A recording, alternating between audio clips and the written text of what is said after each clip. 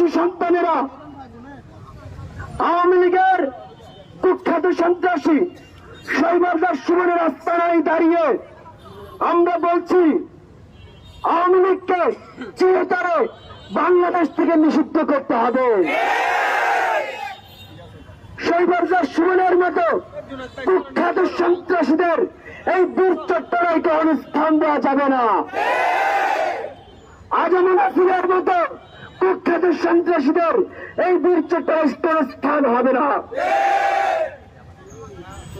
নওফেলের মতো ভারতের দালালদেরকে এই বীর চট্টগ্রামে কোন স্থান দেওয়া হবে না।